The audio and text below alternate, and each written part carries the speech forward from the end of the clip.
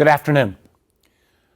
Thank you for participating in what I think is going to be one of the most sobering conversations I've had in my time in public office. I just spent the last 20 or 30 minutes walking through the halls of our Capitol. A Capitol where windows are broken, debris is on the floor, thugs by the hundreds or thousands came in yesterday and desecrated the floor of the House, the floor of the Senate, ransacked offices. My staff and others were in lockdown close to a dozen hours. 60 law enforcement officials were injured. Been 4 deaths. On top of that, thank God, I'm going to thank Governor Northam and Governor Hogan for sending in state troopers and National Guard. But there are a whole host of questions, and I want to go through 3 or 4 of them before we start taking your questions.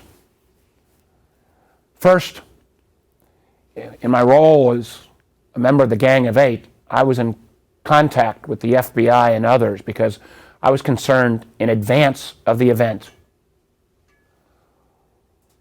that this needed to be focused on as acts of domestic terrorism. I was in contact with senior officials at the FBI leading up to yesterday, where they on a regular basis reassured me that they had the resources and appropriate intelligence to take on this threat. They were flat wrong. Yesterday was an embarrassment in terms of the response, in terms of having appropriate resources ready to deploy, images of some Capitol Police at least taking selfies with these thugs, or in some places even letting these insurrectionists through gates. Our country needs a full and thorough investigation of what went wrong in terms of preparation. We knew for weeks that January 6th was going to be a difficult day. Clearly, the folks in the Trump administration knew, since many of the cabinet secretaries basically were out of the country yesterday, because I think they realized the potential violence could happen. Why were we not better prepared? Why were there not more resources available? This takes away from none of the brave Capitol Police and other law enforcement that tried to do their job, but they were so undermanned and under-resourced. And it is outrageous. This was a crowd of thugs, God willing, most of them unarmed. But the ability for criminal elements, terrorist elements in this country or abroad to look at those images of what happened yesterday and plan for potential future attacks against our Capitol absolutely requires us to have a thorough and full investigation. If need be, make significant changes in some of the law enforcement leadership to make sure this will never happen again. Part of making sure it never will happen again as well is to make sure all of those images of individuals who took those selfies or posted those pictures of sitting in the presiding officer's chair on the Senate floor, on the House chair, or desecrating the Speaker's office, they need to be arrested and prosecuted to the full extent of the law. Anyone that still questions whether systemic racism exists in our country need only think about what the response would have been if this had been a Black Lives Matter group of protesters, as opposed to this Trump mob. So much more to be done on that subject. Second, it's been close to 3 years ago that, coming out of the work I've done on the Senate Intelligence Committee in terms of foreign intervention, that our committee, and then I came out with a long white paper about the threats posed by social media. The ability for lies to be fanned, for misinformation and disinformation to be fomented, both domestically and from foreign sources. Unfortunately, Congress has not acted. These social media companies hiding behind something called Section 230, which relieves them of any obligation or responsibility to police their own platforms. Our failure to act and their failure to be responsible, their willingness to put their short-term profit ahead of any responsibility or obligation or civic duty, all came home to roost. This mob, led by disinformation, oftentimes emanating from Donald Trump, was gathered, fomented, and organized on social media platforms. And now this after-action of past the 11th hour of suddenly banning Donald Trump's hate speech for his last 2 weeks is too little, too late. And my message to Facebook, YouTube, Twitter, the blood and destruction that took place in our Capitol yesterday, at least part of that responsibility is on your hands. And I'm committed, from my position as now chairman of the Intelligence Committee, to go after these firms with a new set of policies to make sure that this kind of fomenting of violence will not continue. And finally, last night, when, thank God, in overwhelming numbers, over 90 senators of both parties stood up for our democratic process.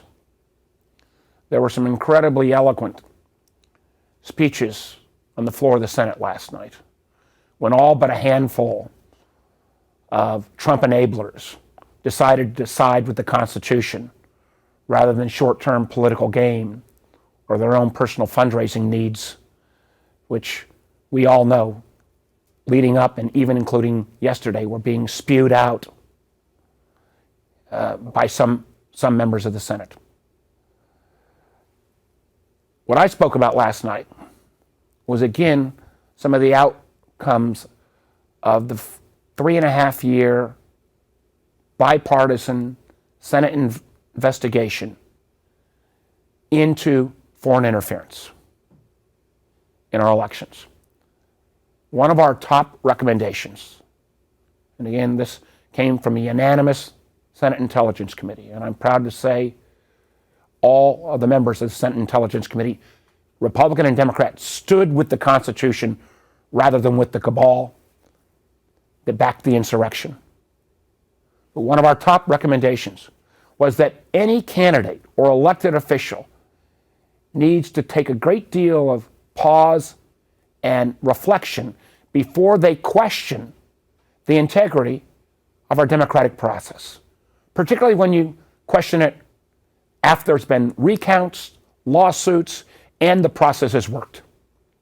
And the reason why is that our adversaries, Vladimir Putin in Russia, some of the Chinese leadership, the Iranian leadership, we know their goal is to undermine Americans' faith in our democracy, but also to say to their own people, there is nothing special about American democracy. So when Vladimir Putin poisons his adversaries, says to Russian people, hey, this is no different than what happens in America.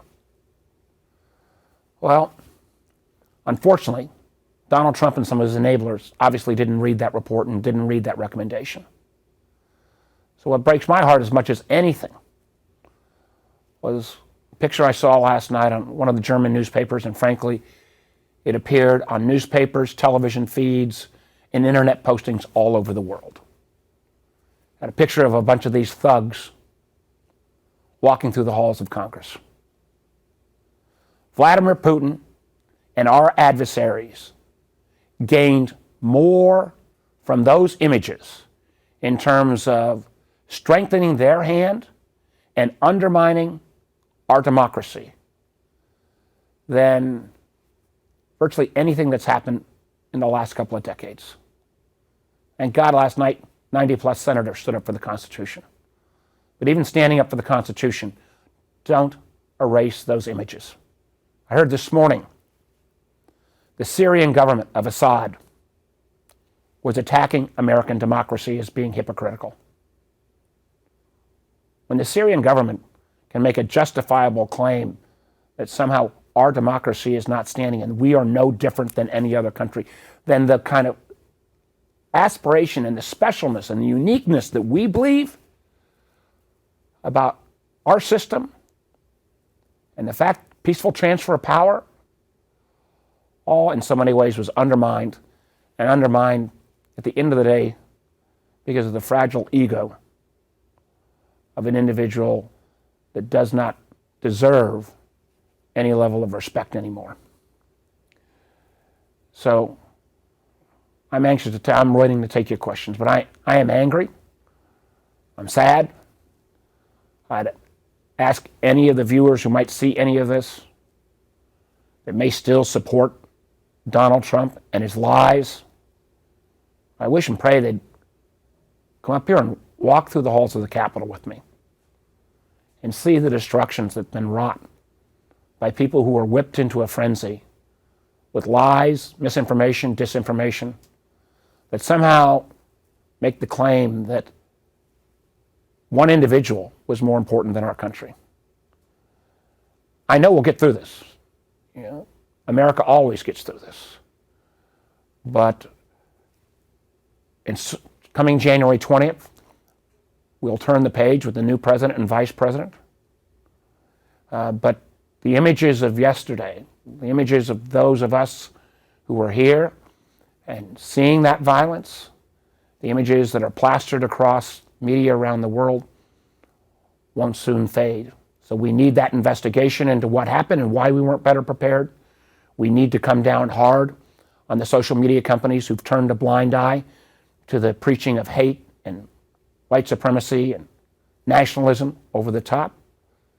We need to better reinforce our rules and our frankly, reaching out to any elected official at any level who is, for short-term political gain, tries to undermine our democracy because knowingly or unknowingly, they play into the hands of our adversaries.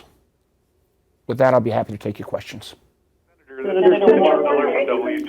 Somebody, Val, is Val? Hi, folks. All right, Val. Hi, this is Mitchell Miller from You need to run this process. Okay, if we can take one person at a time. Mitchell Miller, go ahead. Okay. Thank you, Senator, for doing this. I wanted to ask you a little bit more about the Capitol security. You had indicated, obviously, some concerns. The Capitol Police, the head of Capitol Police today said that they had a robust plan, were his words, to deal with First Amendment activities.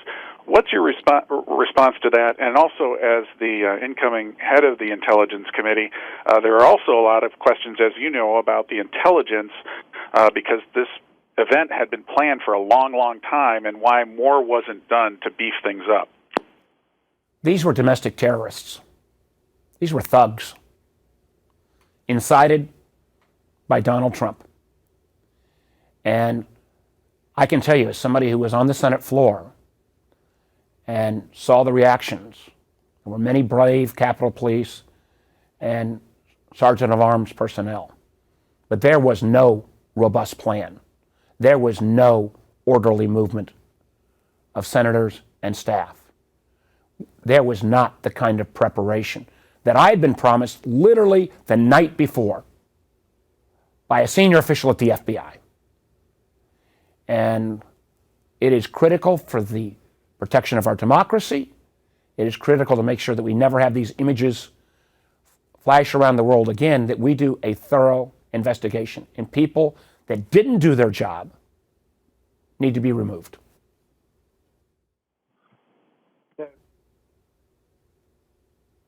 Your colleague, Senator Kane, has expressed support for the invoking the 25th Amendment. Where do you stand on that? And additionally, you mentioned all of the senators who voted not to go along with this, but some Virginia representatives on the House side did vote. What is your message to them? Twofold. One, let me also, again, I feel like Mayor Bowser's hands were a bit tied by part of the rules that didn't allow her to bring out the National Guard. The fact that it took literally hours and hours on end, part of that may have been interfered with by personnel in the White House. In fact, I talked to Governor Northam, Governor Hogan, the fact that they had the ability to activate Guard and state troopers. Thank God those resources came here. And the fact, in terms of preparation, we had, as my Virginia colleagues know, we had a similar type event a year ago in January when Second Amendment rights protesters descended on the city of Richmond in numbers that were at least equal to or potentially greater than what happened in Washington. If the Commonwealth of Virginia could prepare and make sure that that day of protest kept peaceful, then why in the hell couldn't the United States government, with all our resources, do the same? Because it's not only the members of Congress, but again, if you could walk through these halls of our Capitol and see the destruction that took place, you'd be aghast. 25th Amendment, I absolutely believe it should be on the table. And I've been in contact with members of the Trump cabinet that I have relationships with, and urging them to decide how they want to be recorded in history. Whether they want to be enablers of an individual that even as late as yesterday afternoon or evening with that pathetic video that he put out, we have no assurance that there's any remorse coming out of this White House. We still have 14 days. So those members of the Trump cabinet who have any conscience or any sense of obligation to rule of law, I do think it's incumbent upon them to act, or to at least resign and not be part of this travesty that's playing out in front of our eyes. Whether that will take place, I'm not sure. But I can assure you, at least from where I have some jurisdiction on the intelligence community side, I'm going to be have been and will continue to be in regular contact with our intelligence leadership to make sure that if Mr. Trump tries to take inappropriate actions, that they understand that their first and foremost obligation is to the Constitution and rule of law. Senator Warner, Christina Thompson with WSBT in Lynchburg, Virginia. Do you believe that Trump incited the riot? Listen to the words that Donald Trump said on the ellipse. Look at his tweets encouraging people to come for a wild day in D.C. You know, I'm not going to make a legal judgment here. I'll leave that to others. But on any practical basis, there's never been an American leader that's called people to this kind of violence against their duly elected representatives, Democrats, Republicans alike. And the absolute outrageousness of this person's actions to basically encourage this horde of thugs to attack the Capitol when he knew his own vice president was there doing his duty speaks legends about the character of Donald Trump.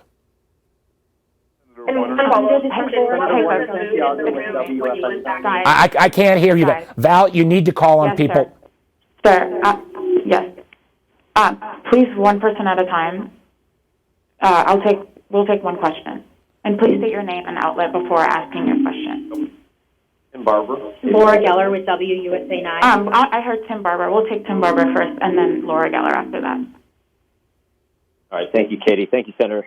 I'm just curious, what kind of intelligence were you getting in the days leading up to this yesterday? And was this a failure on the intel community, law enforcement on the ground at the Capitol, or both? Tim, I don't know the answer to that yet, and I don't want to cast aspersions until I get that information. I do know, but I wanted to make sure I was on record as vice chair of the Intelligence Committee, soon to be chair of the Intelligence Committee, that I anticipated there being acts of domestic terrorism. There clearly were. And the assurances that I received that we had more than adequate resources set up, and I will grant that the day before the crowds were relatively small, and the level of the surge that took place yesterday morning, I think, caught folks off guard.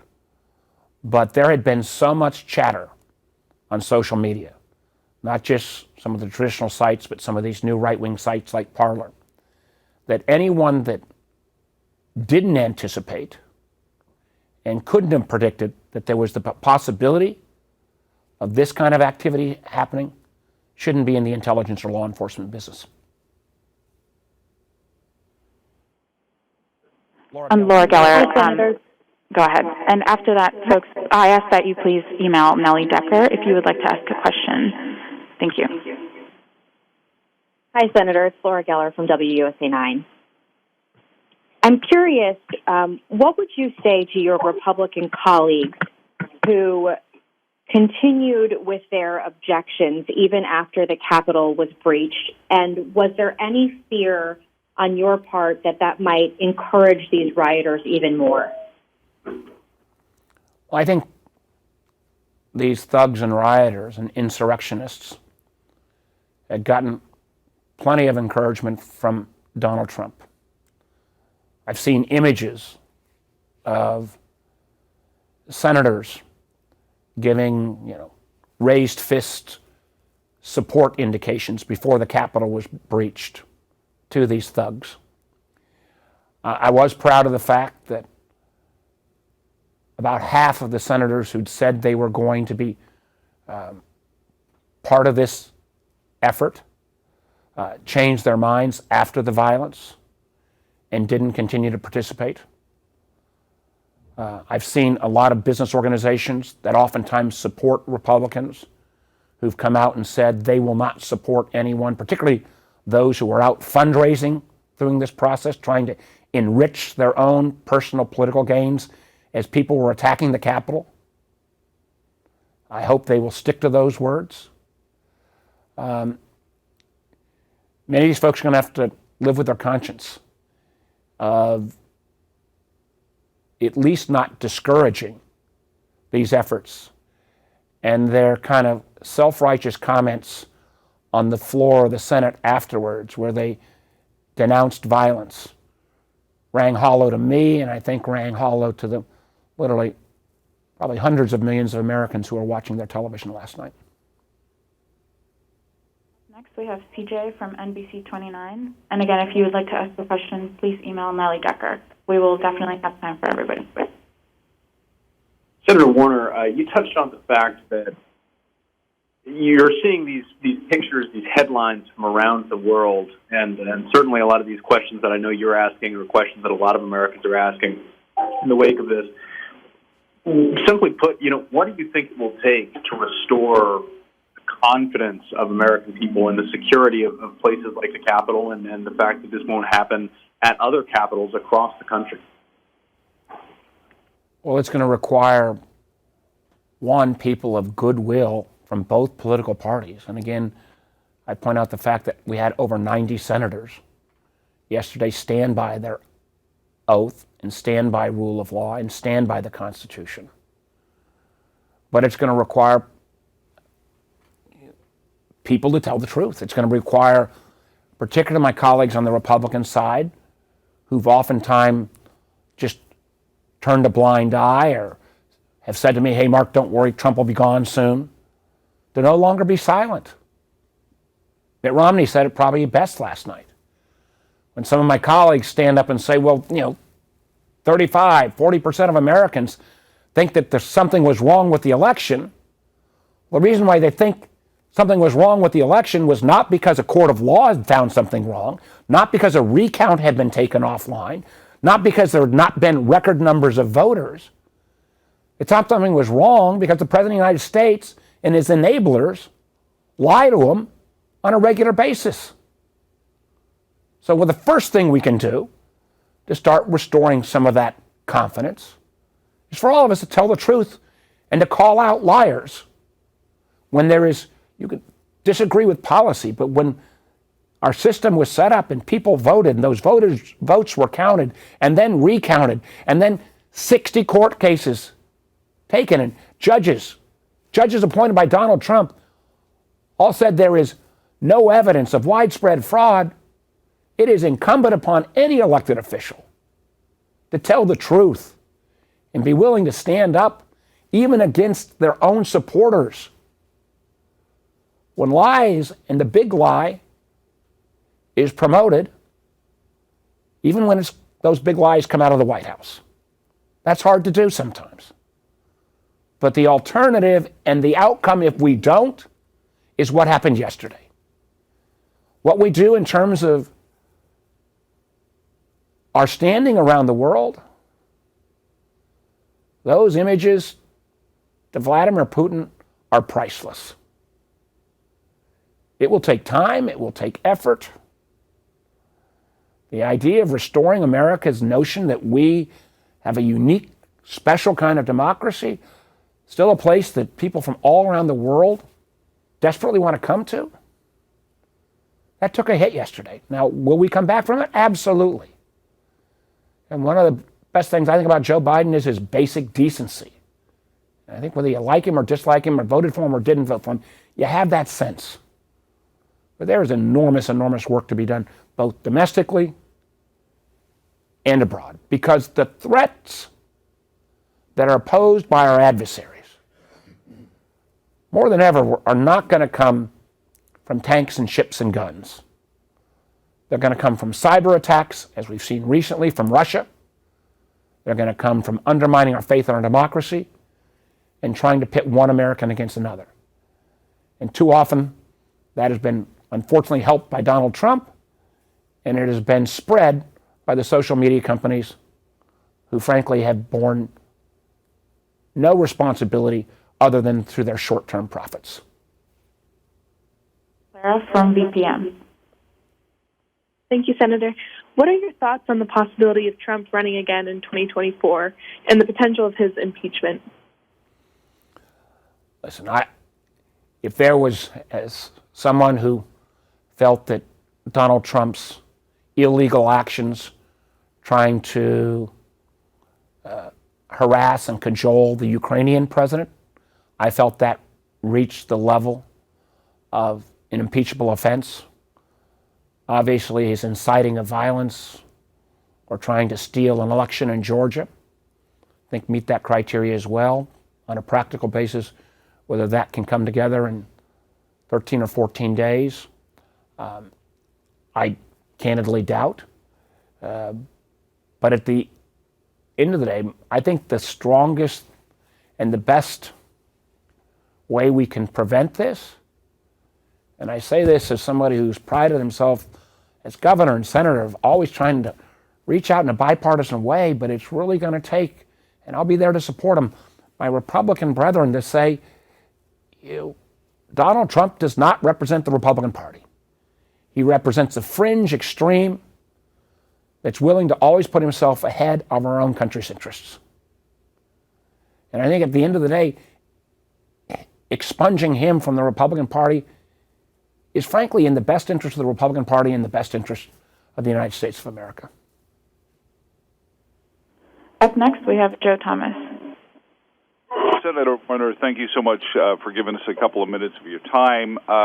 Quickly, how much do you know about the investigation into the people who were apprehended in the Capitol, and how transparent will that be? And does Facebook's lockdown and Twitter's lockdown of the president's Twitter feed, confirm that they are publishers, and therefore the 230 protections keeping them from being liable like publishers should go away?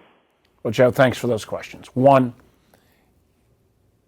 as you know, you and I talked about this at some length. I think it is long overdue that Section 230 ought to be reformed. And I will be coming out with legislation shortly on that topic. That ought to be reformed in a thoughtful, bipartisan way, not being jammed into a defense bill the way Donald Trump did on spite.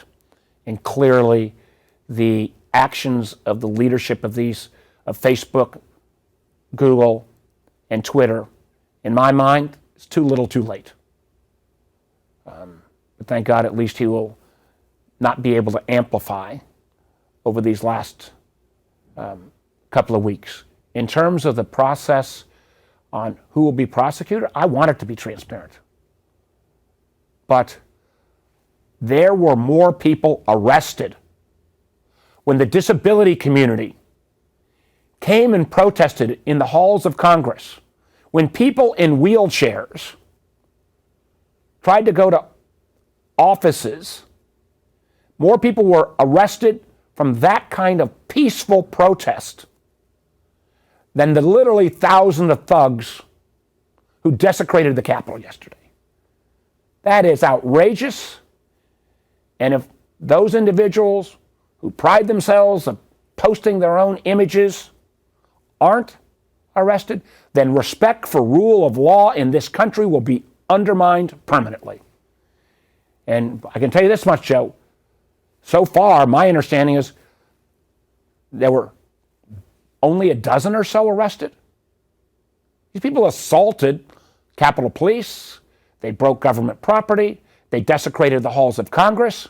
When we arrest more people in a disability protest, or when we club more people in Lafayette Square with a Black Lives Matter protest so Donald Trump can hold a Bible in front of a church, and we allow these thugs to take over our Capitol without any consequences, at least so far, it's a sad day for our country. Now, I hope and pray, and I will do everything in my power to make sure there are consequences. And that was uniform from everyone last night. We got to make sure those actions are taken. And what I intend to be working on today is getting an update from law enforcement in terms of whether they're going to pursue these thugs. Now we have Christina Thompson from WSET. Thank you, Senator Warner, for being here. So I was wondering, what was the mood in the room after you went back in last night, and then what is the mood in D.C. like today? I think the mood last night was mostly determination that we were not going to let mob rule win the day. You know, I've had a lot of critical things to say about Mitch McConnell over the years. But Leader McConnell's comments, both as we started the day and when we reconvened, I think spoke for all of us. That mob rule was not going to win out. That we were going to come back to the halls of the Senate and the House of Representatives and do our job and finish what was basically a ministerial task of counting the votes that had been duly elected and counted and recounted of the states across the country, certifying that Joe Biden and Kamala Harris were the president-elect and vice president-elect. And there was a huge amount of determination. I know at one point yesterday, there was some talk, and again, one more example of, I think, of the lack of preparation of law enforcement and others. We were in a building in Hart to somehow take us out of that building and get us off Capitol grounds in a bus. And to a person, Democrat and Republican alike, we said there was no way we were going to run and leave the Capitol because a bunch of thugs had taken over the building. We were going to stay there and do our job no matter how long it took. Now we have Maria Roberts from WCYB. Hi, Senator.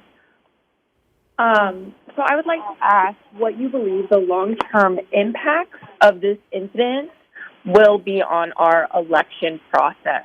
Do you think we need more safeguards to protect the election process? Do you think the safeguards work? what do you see going forward with elections? Well, one of the areas I would start would be the bipartisan Senate Intelligence Committee report on how we prevent foreign interference.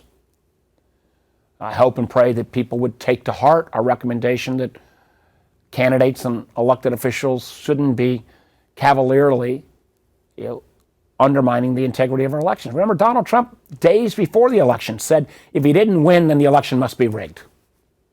That's not the way the system works. So we ought to take those recommendations.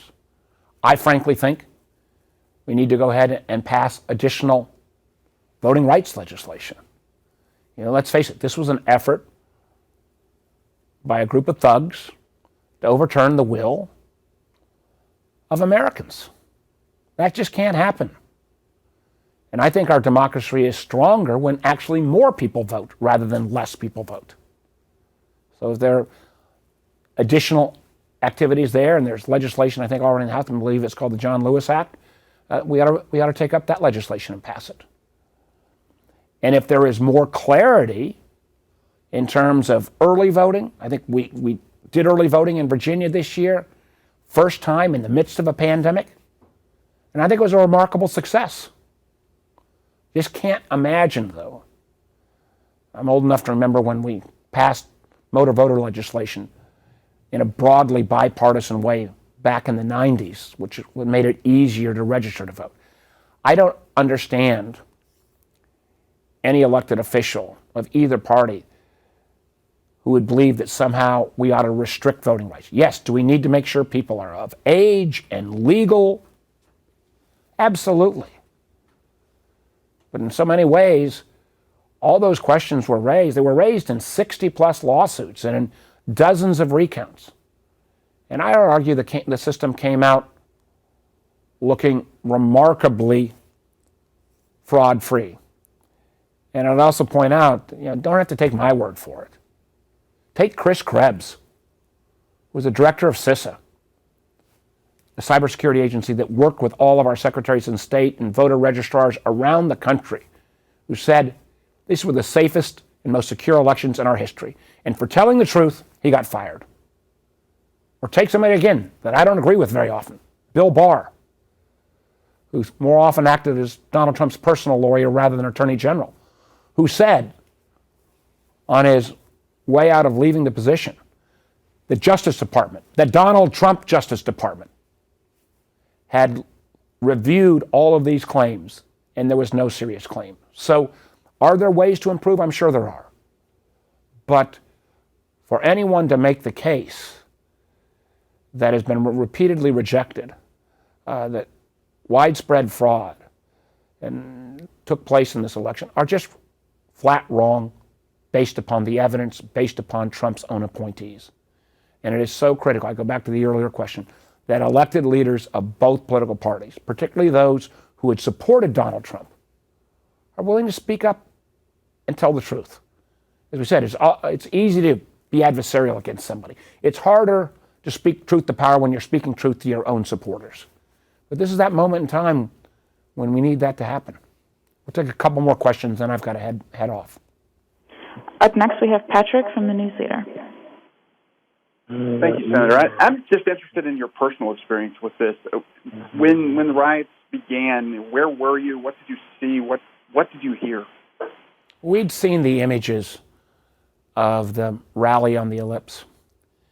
And then we had started the process and the debate about Arizona. And some moment then, there started to be a flurry of activity. You saw Senator Grassley removed as President Pro Tem and an older member. And then you saw the Secret Service come in and rush the Vice President off the dais.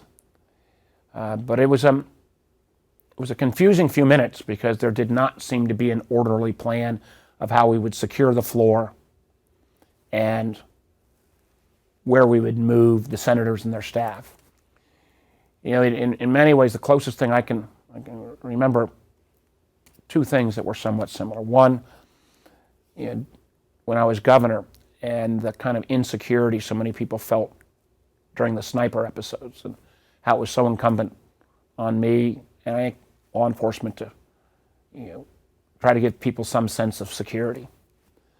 The other was honestly 9/11 when I was a candidate for governor and my headquarters was a mile from the Pentagon and we saw the smoke billowing out of the Pentagon.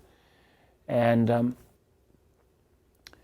I had to try to reassure so many of my young staff who were just that they're going to be all right.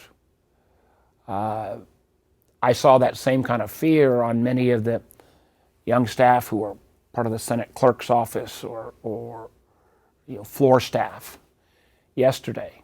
And while there was, I don't think many of the senators felt immediate fear on the floor, but there wasn't that sense of calm and that there was an orderly process in front of us that I think we all would have hoped. Up next, we have Santiago from WFXR. Hi, Senator. Thank you. My question is regarding the Virginia congressmen who, after the riots, still continued their support for challenging the Electoral College certification.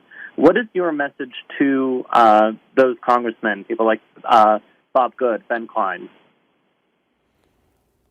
So I'm not going to speak to individual congressmen. Everyone has to live with the outcome and the consequences of their efforts. And any who feel that this feeble protest, this feeble effort, which, again, quoting Senator McConnell, when he said to those senators who are part of this effort to contest these states, he said it pretty damn clearly. You get the idea here that you get a free vote to appeal to people because you know there's not going to be consequences because the balance of the Republican Party is going to do the right thing and stand by the Constitution. So those members who thought they were getting a free vote to appeal to the so-called base, there was nothing free about that vote yesterday. And I wish and pray that they would go walk the halls of Congress and see the destruction, or think about the 4 dead, or the 60 police officers who've been wounded, or the images that are appearing in newspapers and televisions all around the world that help our adversaries. There was nothing free about their vote yesterday to try to undermine the Constitution. And now for our last question from Matt at ARL Now. Oh, Senator, should residents in the region have concerns about similar incidents during or on Inauguration Day? And what can law enforcement and residents in those close by localities, Fairfax, Arlington, and Alexandria, do to prepare for that day? Listen, I as somebody who lives in the region, I think it's a absolutely fair question. If we have to be prepared to go into lockdown anytime there's a presidential inauguration or a major debate on the floors of Congress, that's not the kind of country we are. So we need, number one, a better plan from law enforcement about what's going to happen on inaugural day. Number two, if we see the same kind of chatter from these domestic terrorists, we need to have intelligence penetration to make sure that we're better informed.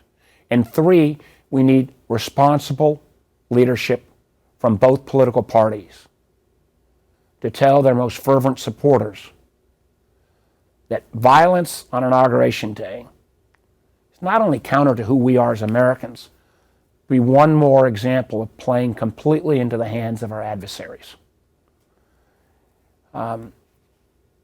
Again, I pray that it will not take place.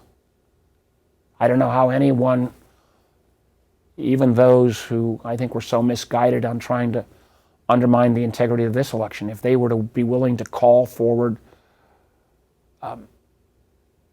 violent supporters again on Inauguration Day, there's got to be consequences. I know we've gone a lot longer than I anticipated today. I have a lot of memories, from my time in public office as senator, and even more vivid ones from governor. I think about the sniper or Hurricane Isabel and the aftermath. The message, a part of our responsibility as well, is to make sure that we give hope to Virginians and Americans. I have enormous confidence we'll get through this. I was proud of the Senate last night when over 90 senators, and as you pointed out, many who thought they were going to be part of this failed effort, but realized if they were still part of it, they were basically embracing the insurrection. But we've got a lot of work to do. We've got a lot of work to do to restore our image around the world. We've got a lot of work to do to restore the faith and confidence of Americans, whether they supported Joe Biden or Donald Trump, that their elected officials are more about protecting the Constitution and the law than political self-aggrandizement. We've got a lot of work to do in the Senate and in the House to try to recognize we do have a lot of things in common. Think about how I started yesterday. I was obviously happy about the results in Georgia, but I was also had been reflecting about how much we had gotten done as a Congress in an overwhelmingly bipartisan way over the last few weeks. Took us a while, but I was very proud of the fact that I was one of the architects of the COVID relief bill. Nearly $1 trillion of needed relief to Americans who are hurting. Overwhelmingly bipartisan. Over 90 senators supported. Proud of the fact that, again, close to 90% of the Congress as well overrode the president's wacky veto of the defense bill, where we said jointly that we're going to stand up for our troops and our country's defense. So there have been things happening. I even felt the election process. We'd gotten through without foreign interference. We'd gotten through without violence around the election. Americans had turned out in record numbers for both candidates. And then the system of recounts and appeal to the courts had worked. So we need to remember those messages, but it will take a while for us. Take a while for me.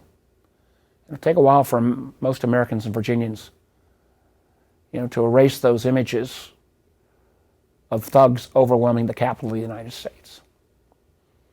But we will get through it. We will endure. We live in the greatest country in the world. And God willing, brighter days ahead. Thank you.